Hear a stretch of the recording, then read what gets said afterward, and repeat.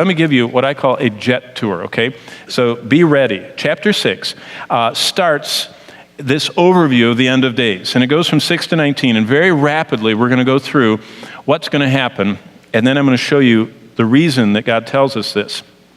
Chapter 6 starts the judgments. And from the moment of chapter 6, verse 1, through the climactic return of the king in Revelation 19, all we see is a river of God's wrath.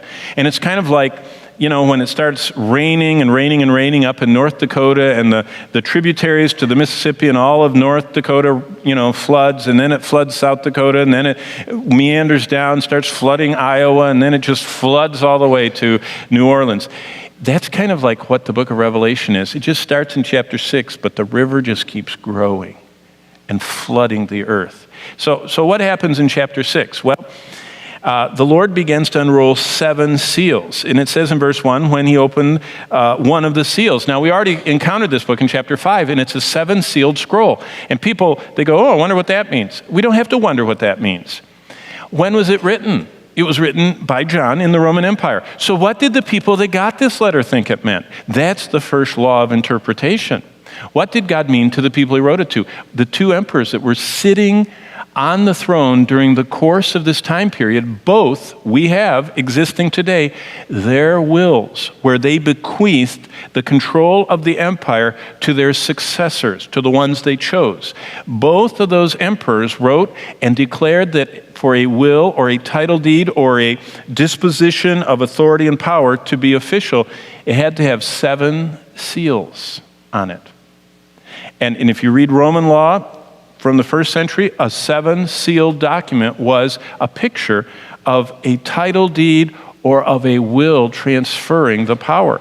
And so what we see is God the Father having this title deed, this transfer, hands it to Jesus Christ. Jesus Christ starts breaking the seals. And that's what chapter 6 is about. And he just breaks 6 of them. By the time we get to the 6th one, look what happens, starting in verse 12. As the Lord begins to unroll the 7 seals, each one breaks open and reveals another event that's going to happen. And by the 6th one in verse 12, we have an earthquake.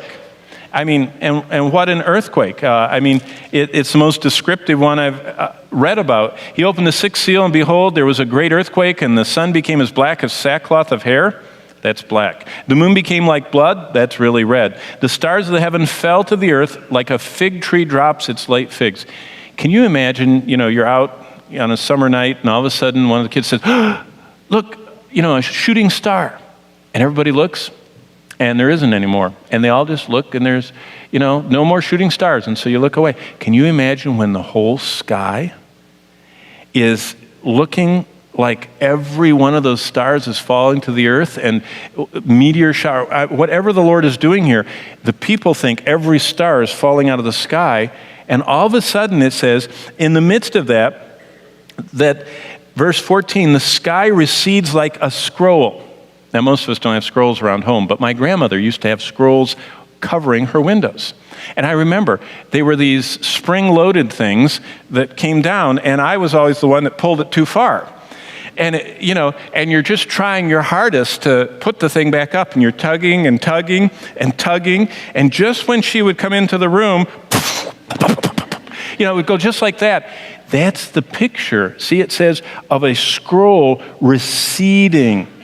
The verse 14, the sky recedes like a scroll when it's rolled up, and every mountain and island move out of its place.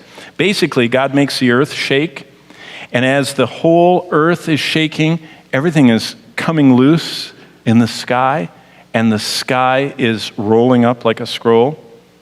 Basically, this is all like being inside of a global horror movie.